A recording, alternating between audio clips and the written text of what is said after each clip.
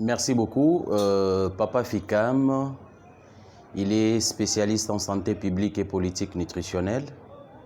Je suis nutrithérapeute. Lorsqu'on parle de la nutrithérapie, c'est une branche de la médecine qui traite par les aliments. Voilà d'une manière générale, puisque vous m'aviez demandé de me présenter brièvement. Voilà, c'est de la manière dont on peut parler de Papa Fikam. Et pendant combien de temps vous exercez ces métiers? Ces métiers, ça va faire aujourd'hui 10 ans. Voilà, ça va faire 10 ans que je suis dans la nutrithérapie. C'est moderne, non? Lorsqu'on parle de la nutrithérapie, par définition, je venais de dire tout à l'heure que c'est une branche de la médecine qui guérit par les aliments. Ok, donc vous n'êtes pas médecin. Dire que je suis médecin ou pas, médecin c'est celui qui a fait les études de la médecine. Moi je fais la nutrithérapie. D'ailleurs, dans la santé publique, ça englobe presque tout. Ok? Mais d'une manière superficielle, si je peux dire ça ainsi. Mais à ce qui concerne la nutrithérapie, je suis docteur en nutrithérapie. Et où vous avez... La nutrithérapie, d'abord, je dirais que je suis licencié en santé publique et politique nutritionnelle. Je fais ces études à l'université panafricaine de la paix, ici en République démocratique du Congo. Et la nutrithérapie, j'ai été formé par deux Belges. Voilà, donc c'était vers 2006-2007, ici à Kinshasa. Mon cabinet, c'est une structure des Monasbel. Monasbel, Centre de communication santé par les aliments, amis de la bonne santé. Alors, je préférais mettre en place un cabinet, conseil santé par les aliments. Nous sommes en train de faire quoi? D'orienter les gens, comment bien manger, comment se comporter sur le plan alimentaire. Vous savez, dans le monde actuel, il y a de particuliers. Vous allez voir par exemple une entreprise ou un particulier, il a son avocat conseil, et quelqu'un d'autre a un médecin. Nous voulons aussi nous imposer dans les domaines de la nutrithérapie, parce qu'il y a des gens qui viennent nous consulter régulièrement, savoir comment manger. Par exemple, vous êtes malade, vous souffrez de l'hypertension. Un hypertendu ne mange pas comme tout le monde. Il y a des aliments bien spécifiques pour les hypertendus, les diabétiques même. Donc chaque maladie a des aliments qu'il faut privilégier et des aliments qu'il faut éliminer. Raison pour laquelle nous avons mis un cabinet conseil santé par les aliments où nous traitons à base de nos produits, nos compléments alimentaires faits à base d'aliments ici en République démocratique du Congo. Écoutez, beaucoup de gens nous posent la question de savoir est-ce qu'on peut retrouver la guérison dans l'alimentation? Je dirais oui. Pourquoi? Parce que le précurseur de la médecine moderne, c'est lui qu'on appelle Hippocrate. C'est lui le fondateur de la médecine moderne. Hippocrate dit ceci, que ton aliment soit ton premier médicament. Que ton aliment soit ton premier médicament. Pour dire quoi? Il existe une relation étroite entre l'alimentation et notre santé. Nos produits faits à base d'aliments, ce sont des produits curatifs. C'est-à-dire ça traite. Lorsque quelqu'un vient nous conseiller et vient nous consulter, nous commençons par fiche, consultation plus examen de glycémie. Nous écoutons le plainte du malade. C'est au médecin maintenant d'évaluer le plainte du malade. Est-ce que ça nécessite un examen ou il faut seulement prescrire le produit? Nous traitons comme dans la médecine moderne. La seule différence, c'est quoi? C'est au niveau de la prescription. Nous prescrivons le produit fabriqués par nous-mêmes. OK? Par vous-même. Oui, par nous-mêmes. C'est ça la seule différence. La médecine moderne prescrit le produit chimique. Voilà. Donc c'est un peu ça la seule différence qui existe entre nous et la médecine moderne. Et vous avez combien de produits? Ces produits ont été créés à base de quoi? Ah, nous avons toute une gamme de produits. Je compte à ce jour au moins soixantaine de gammes de produits. Il y a des produits faits à base de carottes. Il y a des produits faits à base de choux paumés. Il y a des produits faits à base de jaune d'œuf. Il y a des produits faits à base de la betterave. Il y a des produits faits à base des tiges de céleri. Donc, ça dépend d'une maladie à une autre. Et comment vous faites? C'est un projet pour avoir... nous sommes en train de négocier un espace au niveau du plateau de Bateke pour cultiver les ingrédients, les aliments qui nous aident quand même à la composition de nos différents produits. Mais pour le moment, nous avons des fournisseurs. Il y a des gens qui viennent nous fournir. Et quand ça traîne, nous descendons dans le marché, comme toutes les mamans, qui vont faire les achats et dans le marché, dans le supermarché, pour avoir quelque chose. À présent, nous allons parler de votre livre. Oui. La force sexuelle de l'homme se cache dans la nourriture. La force sexuelle de l'homme se trouve dans l'assiette. Dans l'assiette. Voilà. Vous pouvez nous expliquer cette phrase qui est un peu trop fermée?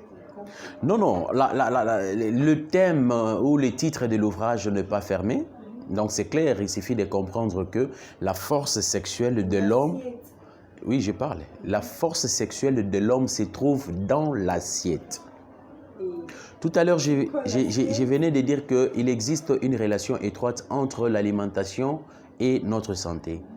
De la même manière, il existe aussi une relation étroite entre la vie sexuelle et ce que nous mangeons. Tout ce qui passe par la bouche peut construire le corps ou le détruire.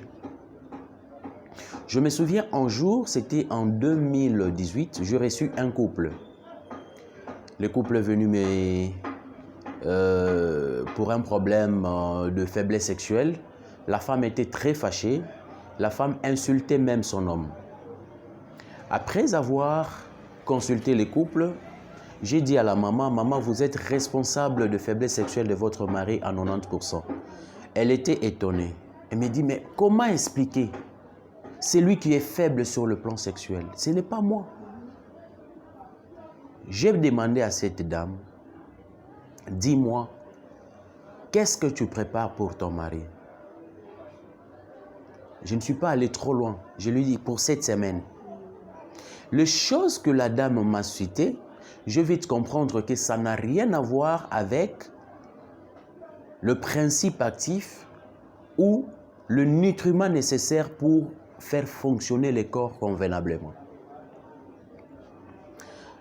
Alors, j'ai soumis à cette dame un régime alimentaire à donner à son mari.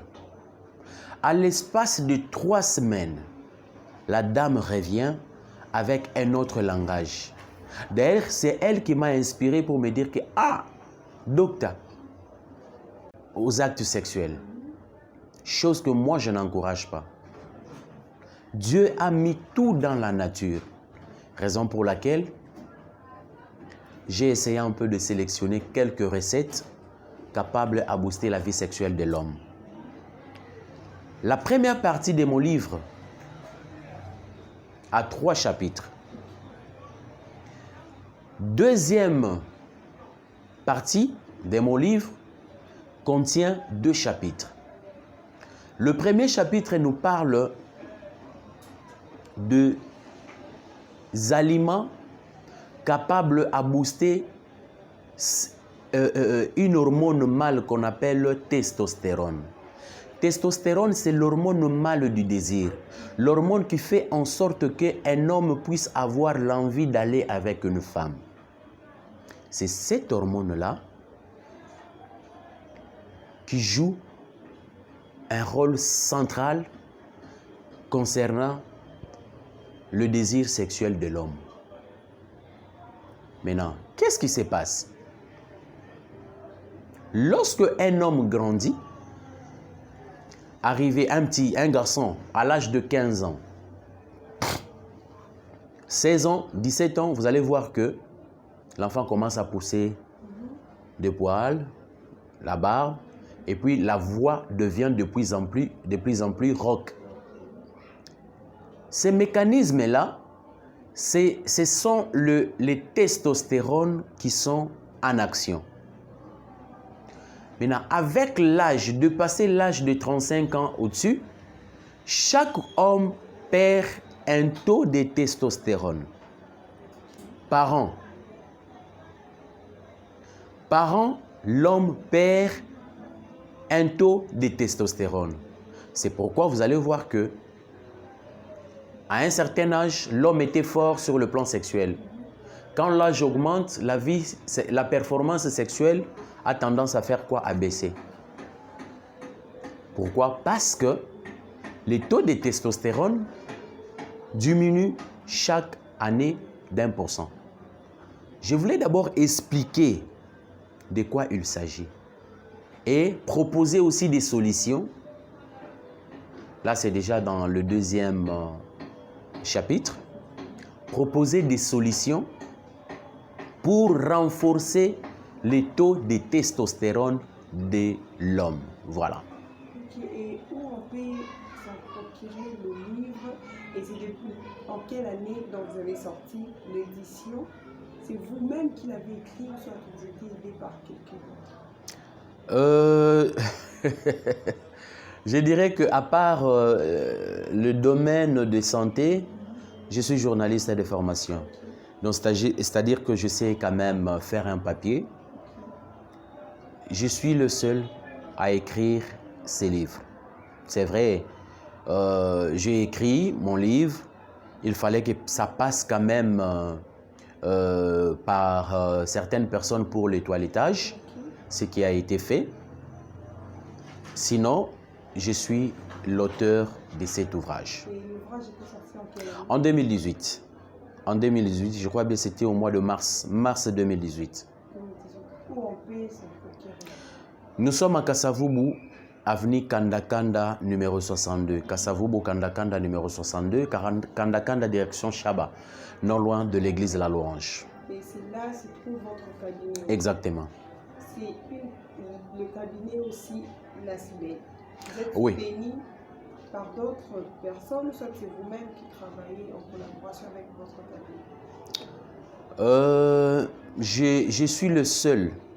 Donc, je suis en train de travailler avec le moyen de bord. Il n'y a que cette adresse ici, il n'y a pas d'autre. Jusque-là, il y a seulement l'adresse de Kandakanda, 62, Kandakanda croisement Chaba. Jusque-là. Dieu voulant, avant la fin de cette année, on va peut-être installer, n'est-ce pas, un deuxième cabinet quelque part. Et vous êtes le seul médecin ici, soit il y a d'autres médecins en collaboration avec vous? Écoutez, ici, il n'y a que de professionnels dans les domaines de santé. Professionnel, ça veut dire? Je m'explique. Nous avons un biologiste, un laborantin, nous avons un médecin généraliste, nous avons le nutritionniste et moi-même le nutrithérapeute. Mais il faut ajouter aussi que j'ai une formation en sexologie. Voilà. Et vous travaillez du lundi au dimanche? Cabinet conseil santé par les aliments travaille du lundi au vendredi de 8h à 17h. Samedi de 8h à 15h. Et les dimanches? Malheureusement, le dimanche, on ne travaille pas. Peut-être sur rendez-vous. Beaucoup de femmes souffrent de problèmes sexuels. Mais malheureusement, elles n'ont pas ce courage-là de nous approcher. Chose que nous regrettons. Et qu'est-ce que nous constatons? Ce sont les jeunes filles qui sont encore chez les parents, qui viennent nous chercher pour tel ou tel autre problème lié à la sexualité. Mais les femmes mariées, en tout cas, elles sont à compter au bout du doigt. Et c'est quoi, c'est dit à quoi? Bon, chacun a sa façon de voir les choses. Malheureusement, les femmes mariées estiment que je suis déjà marié, Nassi Nabali déjà, donc c'est fini. Or que nous les hommes, nous avons besoin de beaucoup de choses. Nous avons besoin de beaucoup de choses. Il y a des hommes qui viennent ici pour détecter. Il y a une rubrique liée aux infections. On pose la question, papa, en dehors de votre femme, est-ce qu'il y a quelqu'un d'autre? J'ai dit 99% disent oui. Oui.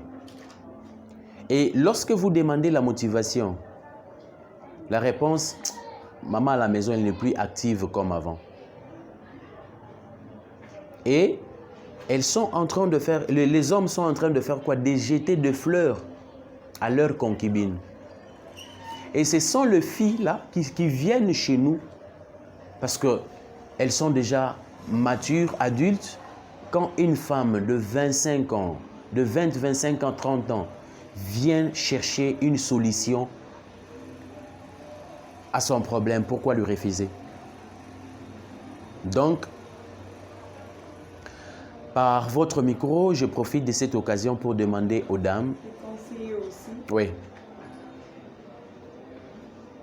Être marié ne signifie pas que c'est la fin du monde. Ce n'est pas la fin du monde. Il faut tenir compte de tous les paramètres. La sexualité occupe, je dis bien occupe, 80 à 90% du mariage. Alors, de ce côté-là, quand rien ne marche, ça sera compliqué. Raison pour laquelle je sais que beaucoup de femmes ont des problèmes de frigidité. Beaucoup de femmes ont perdu leurs sensations. Alors tout ça, ce sont des maladies qui nécessitent une consultation pour une bonne prise en charge. Raison pour laquelle nous les invitons à passer au cabinet Kanda 62, commune de Kasavubu, Kanda direction Chaba. Voilà. Alors, vous avez posé une question, comment bien manger? Comment bien manger, d'ailleurs, c'est le titre de mon 3e livre. Vous en avez combien? 3 jusque-là. La force sexuelle de l'homme se trouve dans l'assiette. Le 2e, cause et solution des troubles sexuels de la femme. 3e, bien manger, vertu et pouvoir thérapeutique des aliments. Trop fermé encore. Non. Mais là, nous allons revenir. Ok, il n'y a pas de problème. Alors, dans mes conférences, j'ai toujours posé cette question. Que veut dire bien manger? Malheureusement, la majorité de l'assistance est incapable de faire quoi? De répondre à cette question. Si tu es incapable de répondre à cette question-là, penses-tu vraiment que tu manges bien? Moi, je dis non. Bien manger consiste à privilégier les aliments bénéfiques à notre santé. Bien manger consiste à privilégier les aliments bénéfiques à notre santé. Quels sont ces aliments-là bénéfiques? Vous savez, chaque matin, lorsque une femme se réveille, dans sa tête, qu'est-ce qu'on va manger aujourd'hui? Qu'est-ce que je vais préparer aujourd'hui? Il y a d'autres femmes qui posent la question. Bana bolingi koliani. Papa, vous allez manger quoi? Vous voulez manger quoi aujourd'hui? C'est une erreur grave. Oui. Dans l'un de mon livres, je dis ceci. On ne mange pas pour remplir les ventres. On mange pour les construire. Alors, chaque maman, avant d'aller au marché, il doit se poser la question, mon organisme a besoin de quoi? Et cette question, qui va les répondre? Elle-même. L'organisme a besoin de 6 groupes d'aliments en fonction de ce qu'il apporte dans le corps. 6 groupes d'aliments en fonction de ce qu'il apporte dans le corps. Alors, c'est toute une émission. Je vous prie de me programmer pour qu'on essaye d'en parler. Mais je peux citer en pêle-mêle les 6 groupes d'aliments dont je fais allusion. Et on va finir par là, vous allez donner votre Voilà. avis. Le premier groupe, c'est ce que nous appelons les protides ou les protéines. Deuxième groupe, les lipides ou les graisses. Troisième groupe, le sucre. Quatrième groupe, le vitamine. Cinquième groupe, les minéraux oligo-éléments, le fer, le calcium, le phosphore. Il y en a 20 au total. Nous avons 5 groupes dans l'assiette et le 6e groupe se trouve dans le verre, c'est de l'eau. Nous sommes à Kasavubu, Kandakanda, direction Chaba. Non loin de l'église de la Louange, Kandakanda numéro 62. C'est là où se trouve notre ASBEL, notre cabinet conseil santé par les aliments, amis de la bonne santé. Nous sommes là du lundi au vendredi de 8h à 17h, samedi de 8h à 15h. Moi-même, je reçois mercredi et samedi de 8h à 15h.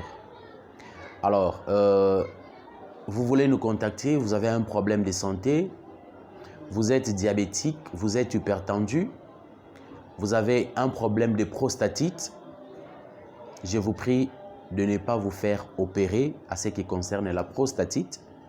Nous avons un bon produit pour ça. À l'espace d'1 mois, ça dépend du volume. À l'espace d'1 mois, vous allez retrouver la bonne santé. Nos numéros de contact, c'est plus 243 89 12 22 226. Plus 243 89 12 226. Merci beaucoup, madame.